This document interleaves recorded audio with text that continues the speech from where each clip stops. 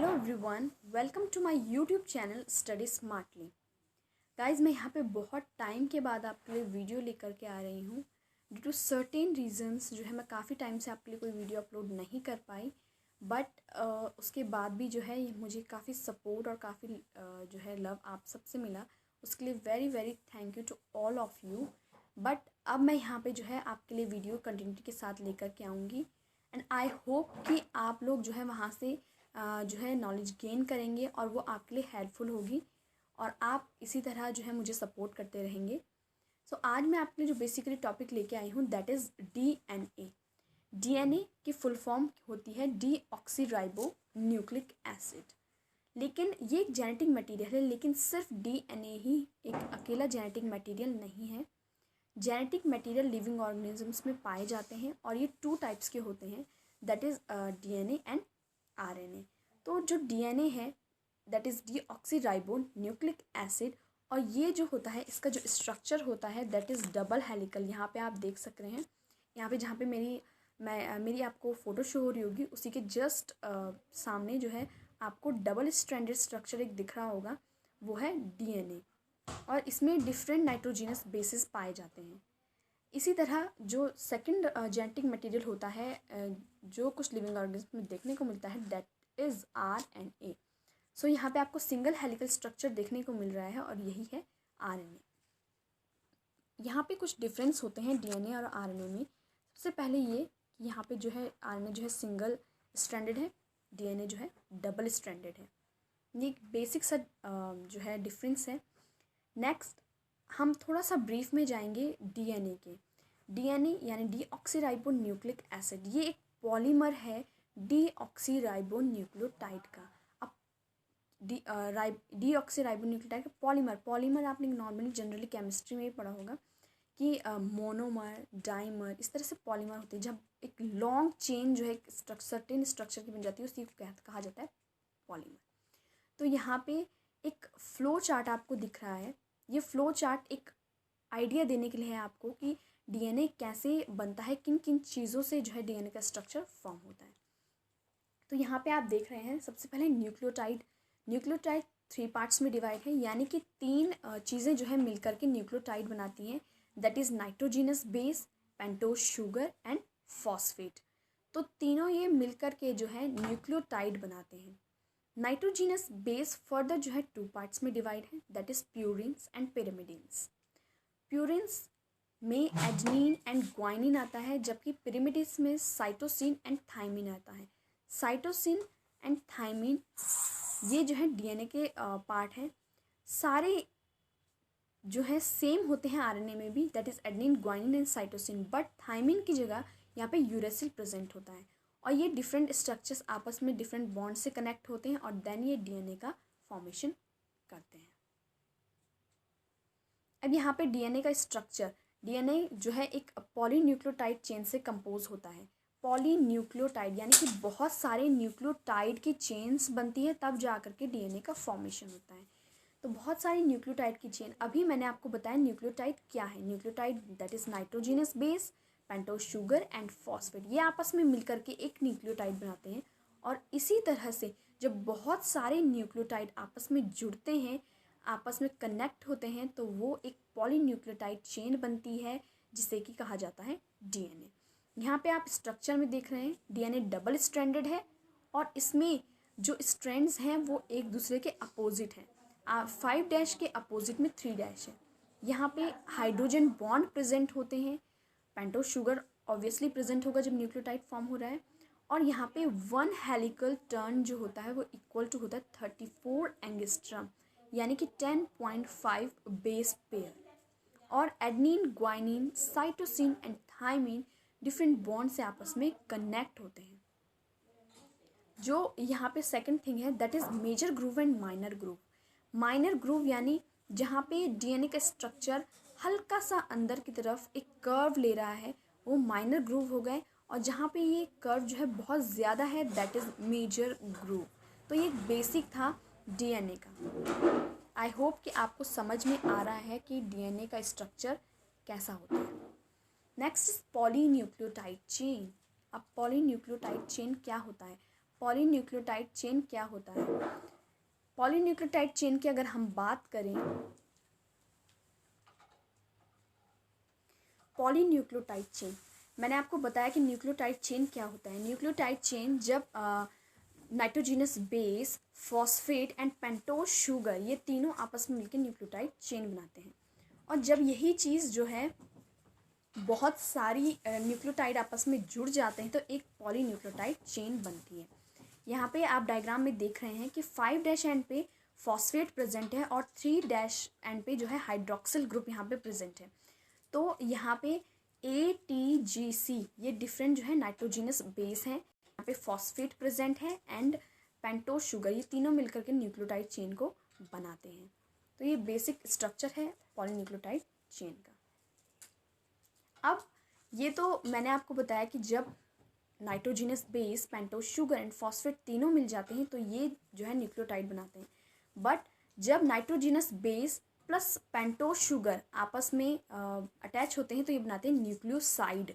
यहाँ पे आपका फॉस्फेट प्रेजेंट नहीं होता है तो दैट इज़ न्यूक्लियोसाइड। जब फॉस्फेट नहीं होता है, सिर्फ nitrogenous base and pentose sugar present होता है तो उसे कहा जाता है न्यूक्लियोसाइड। न्यूक्लियोसाइड अगर एक न्यूक्लियोसाइड है यानी कि उसमें फॉस्फेट प्रेजेंट नहीं है, फॉस्फेट ग्रुप, तो हम उसे कहेंगे डीऑक्सी एडिनोसिन। अगर एडनिन प्रेजेंट है, ग्वाइनिन है तो डीऑक्सी ग्वाइनोसिन, इसी तरह से deoxy cytosine and deoxy thymine. यहाँ पे न्यूक्लियोसाइड में जो 5' होता है न्यूक्लियोसाइड का, ये लिंक करता है फॉस्फेट ग्रुप से थ्रू फॉस्फोडाइस्टर लिंकेज और एक न्यूक्लियोटाइड का फॉर्मेशन हो जाता है। क्योंकि न्यूक्लियोसाइड में फॉस्फेट प्रेजेंट नहीं होता है, लेकिन जब 5' साइड में न्यूक्लियोसाइड के फॉस्फेट ग्रुप अटैच हो जाता है फॉस्फोडाइस्टर लिंकेज से तो एक न्यूक्लियोटाइड फॉर्म हो जाता है। ओके, तो दो न्यूक्लियोटाइड लिंक होते हैं बाय 3' 5' फॉस्फोडाइस्टर लिंकेज और ये फॉर्म करते हैं डाइन्यूक्लियोटाइड। ये बहुत ही ज़्यादा, इसको आसानी से थोड़ा समझेंगे। यहाँ पे ये जो स्ट्रक्चर आप देख रहे हैं, ये स्ट्रक्चर आप देख रहे हैं, तो यहाँ पे न्यूक्लियोसाइड है और ये न्यूक्लियोसाइड में जो है अटैच हो रहा है फॉस्फेट से। यहाँ पे आप स्ट्रक्चर देख रहे हैं, थोड़ा मैं जूम करूँ ताकि आपके लिए देखने के लिए आसानी हो। ये एक स्ट्रक्चर है, ओके। ये एक न्यूक्लियोसाइड है और ये न्यूक्लियोसाइड जब फॉस्फेट ग्रुप से अटैच हो रहा है, यहाँ पे आप फॉस्फेट ग्रुप देख रहे हैं, फॉस्फोईस्टर यहाँ पे बॉन्ड जो है उससे, ये ईस्टर बॉन्ड से ये फॉस्फेट से अटैच हो रहा है। यहाँ पे एक न्यूक्लियोसाइड है और इसी तरह से ये दूसरा न्यूक्लियोसाइड आप देख रहे हैं, यहाँ पे कौन से डैश पे अटैच है, 5' पे।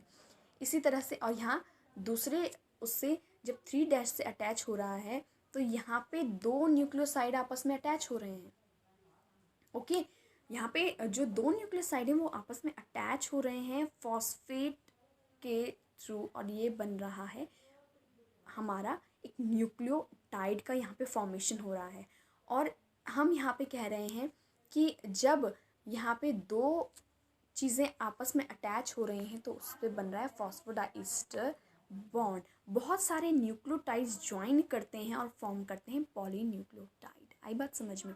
न्यूक्लियोटाइड का फॉर्मेशन हुआ, जनरली न्यूक्लियोटाइड का फॉर्मेशन हुआ थ्रू फॉस्फोडाइस्टर लिंकेज। ठीक है, यहाँ पे फॉस्फेट अटैच हुआ। आप यहाँ पे देख रहे हैं कि 5' जो प्लेस है वहाँ पे आकर के फॉस्फेट ग्रुप जो है फॉस्फोडाइस्टर लिंकेज से यहाँ पे अटैच हुआ और बन गया यहाँ पे न्यूक्लियोटाइड।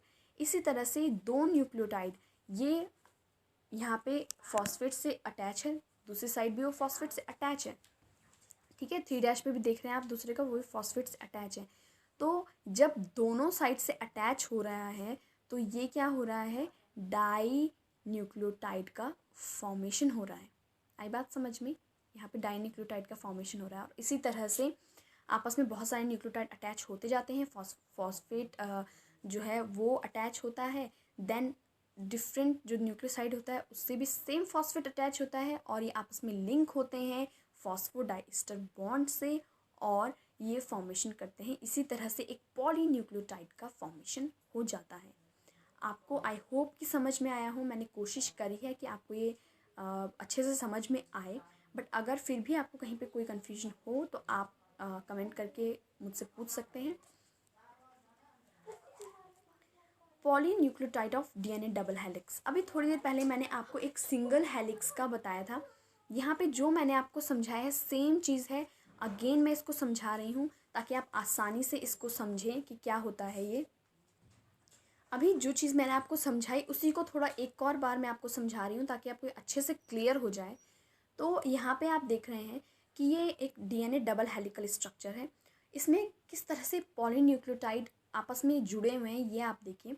देखो, अगर आप पहले एक सिंगल उसको देखिए, सिंगल हेलिक को देखिए डीएनए के, तो यहाँ पे मैंने आपको बताया कि जो OH जो ग्रुप है, जो 5' एंड है, 5' एंड 3' एंड से अटैच होगा दूसरे न्यूक्लियोसाइड के, ओके। और ये आपस में कनेक्ट होंगे, फॉस्फेट से अटैच होंगे और फॉस्फोडाइस्टर बॉन्ड से आपस में लिंक होंगे। यहाँ पे आप डायग्राम में देख रहे हैं कि हर न्यूक्लियोसाइड के बाद फॉस्फेट प्रेजेंट है, यानी ये न्यूक्लियोटाइड का फॉर्मेशन कर रहे हैं। एंड देन वही न्यूक्लियोटाइड जो है नेक्स्ट न्यूक्लियोसाइड के 3' से अटैच है फॉस्फोडाइस्टर लिंकेज से। और इसी तरह से सारे जो है न्यूक्लियोटाइड्स आपस में अटैच हो रहे हैं और बना रहे हैं पॉलीन्यूक्लियोटाइड। इसी तरह से दूसरी चेन में भी सेम चीज़ें हैं, ओके। अब यहाँ पे जो एक और चीज़ आती है याद करने के लिए, वो ये है जो आपको अपने दिमाग में रखनी है, दैट इज़ कि जो न्यूक्लियोटाइड्स हैं वो आपस में जुड़ करके पॉलीन्यूक्लियोटाइड बना रहे हैं, लेकिन डीएनए का डबल हेलिकल स्ट्रक्चर होता है। तो डबल हेलिकल स्ट्रक्चर है तो जो डिफरेंट नाइट्रोजीनस बेसिस हैं दोनों हेलिकल्स में, वो आपस में कैसे कनेक्ट हैं। तो जो एडेनिन एंड थाइमिन है वो आपस में डबल बॉन्ड से कनेक्ट होते हैं। एडेनिन एंड थाइमिन के बीच में डबल बॉन्ड प्रेजेंट होता है, जबकि ग्वाइनिन एंड साइटोसिन के बीच में ट्रिपल बॉन्ड यहाँ पे प्रेजेंट होता है, ओके। ये हाइड्रोजन बॉन्ड से आपस में कनेक्ट होते हैं। Cytosine and guanine triple bond and adenine and thymine double bond. ये चीज़ आपको अच्छे से याद रखनी है क्योंकि इस पर काफ़ी बार क्वेश्चंस भी आते हैं, इसलिए आपको ये रूल याद रखना है, ओके। सो आई होप कि आपको अच्छे से समझ में आया हो डीएनए क्या होता है, डीएनए का स्ट्रक्चर कैसे होता है। एक बार हम फटाफट से इसको थोड़ा रिवाइज कर लेते हैं ताकि आपको याद रहे कि what is DNA. So DNA एक जेनेटिक मटेरियल है that is deoxyribonucleic acid and another जो जेनेटिक मटेरियल है दैट इज़ राइबोन्यूक्लिक एसिड। इसका स्ट्रक्चर डीएनए का डबल हेलिकल होता है जबकि आरएनए का सिंगल हेलिकल होता है। ये एक पॉलीमर है डीऑक्सीराइबोन्यूक्लियोटाइड का।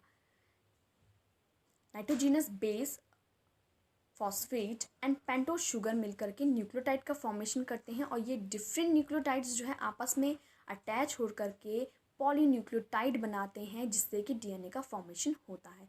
नाइट्रोजीनस बेस में प्यूरिन्स एंड पिरिमिडिन्स दो चीज़ें आती हैं। प्यूरिन्स में adenine and guanine and pyrimidines में cytosine, thymine and case of RNA यहाँ पे थाइमिन की जगह यूरेसिल प्रेजेंट होता है। डीएनए का स्ट्रक्चर पॉलीन्यूक्लियोटाइड से बनकर मिलकर के बनता है, यानी बहुत सारे न्यूक्लियोटाइड आपस में अटैच होते हैं एंड देन डीएनए का स्ट्रक्चर बनता है। यहाँ पे डीएनए के स्ट्रक्चर में हाइड्रोजन बॉन्ड्स, जैसे मैंने अभी आपको बताया कि एडेनिन जो है वो जुड़ता है थाइमिन से एंड साइटोसिन जुड़ता है ग्वाइनिन से ट्रिपल बॉन्ड से। तो इस तरह से जो है यहाँ पे बनते हैं। और यहाँ पर जो 1 हेलिकल टर्न होता है इज इक्वल टू 34 एंगस्ट्रॉम, यानी 10.5 बेस पेयर होता है। यहाँ पे minor groove and major groove होता है। माइनर ग्रूव जहाँ पे कि जो कर्व होता है डीएनए का वो बहुत ही कम होता है, दैट इज़ माइनर ग्रूव। जहाँ पे बहुत ज़्यादा होता है that is major groove. Next, polynucleotide chain क्या होता है। मैंने एक सिंगल चेन आपको बताई कि इसमें 5' फॉस्फेट होता है एंड 3' हाइड्रोक्सिल ग्रुप प्रेजेंट होता है। डिफरेंट न्यूक्लियोटाइड आपस में जुड़ते हैं, देन ये पॉलीन्यूक्लियोटाइड का फॉर्मेशन करते हैं। इसको थोड़ा और मैंने आपको आगे ब्रीफ बताया कि न्यूक्लियोसाइड प्लस फॉस्फेट मिलकर के न्यूक्लियोटाइड बनाता है। तो न्यूक्लियोसाइड क्या हो गया, nitrogenous base plus pentose sugar, that is nucleoside. Nucleoside अगर एडेनिन है तो डीऑक्सी एडिनोसिन, ग्वाइनिन है deoxy guanosine, and same cytosine thymine के लिए होगा। अब यहाँ पे आपको मैंने स्ट्रक्चर बताया था कि 5' OH जो है न्यूक्लियोसाइड का 5-OH जो है न्यूक्लियोसाइड का, वो अटैच होता है फॉस्फेट से थ्रू फॉस्फोडाइस्टर लिंकेज, और ये जो है न्यूक्लियोटाइड का फॉर्मेशन करता है। इसी तरह से दूसरा न्यूक्लियोसाइड भी जो है सेम फॉस्फेट से अटैच होता है और 3' एंड से, और ये आपस में जो है डाई न्यूक्लियोटाइड का फॉर्मेशन कर देते हैं। और इसी तरह से जो है न्यूक्लियोटाइड्स आपस में अटैच होते जाते हैं और पॉलीन्यूक्लियोटाइड का फॉर्मेशन होता है, यानी डीएनए का स्ट्रक्चर फाइनली बन जाता है।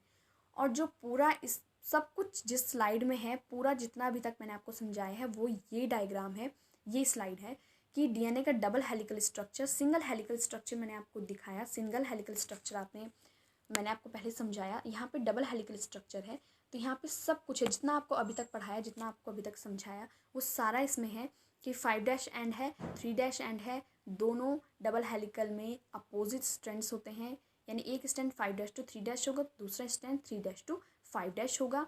यहाँ पे न्यूक्लियोटाइड जो है, न्यूक्लियोसाइड जो है फॉस्फेट से जुड़ेंगे, न्यूक्लियोटाइड का फॉर्मेशन करेंगे। देन वो 5' एंड जो है एक न्यूक्लियोसाइड का, और 3' एंड जो है दूसरे न्यूक्लियोसाइड का सेम फॉस्फेट से अटैच होगा थ्रू फॉस्फोडाइस्टर लिंकेज, और इस तरह से डाइन्यूक्लियोटाइड का फॉर्मेशन होगा, सेम चेन चलती रहेगी और पॉलीन्यूक्लियोटाइड का फॉर्मेशन होगा दोनों स्ट्रैंड्स में। अब यहाँ पे जो नाइट्रोजीनस बेसिस हैं दोनों स्ट्रैंड्स के, वो आपस में हाइड्रोजन बॉन्ड से कनेक्ट होते हैं। एडेनिन एंड थायमिन के बीच में डबल बॉन्ड होता है, जबकि साइटोसिन एंड ग्वानिन में ट्रिपल बॉन्ड होता है। तो ये पूरा मैंने आपको रिवाइज भी करा दिया है। आई होप अच्छे से आपको समझ में आया हो, और ज़रूर इसे लाइक करें, शेयर करें एंड मेरे चैनल को सब्सक्राइब करें, ताकि मैं आपके लिए और ज़्यादा अच्छी वीडियो यहाँ पर लेके आती रहूँ, और अच्छे अच्छे टॉपिक्स को आपके लिए लेके यहाँ पे आऊँ। और आप प्लीज़ कमेंट में ज़रूर बताइए कि नेक्स्ट टॉपिक आप कौन सा मुझसे जो है यहाँ पे पढ़ना चाहते हैं, कौन सा टॉपिक आप चाहते हैं कि मैं आपके लिए लेकर के आऊँ। और आप ये भी ज़रूर बताएं कि आपको इन लेक्चर्स से कितना बेनिफिट हो रहा है। Very very thank you to all of you.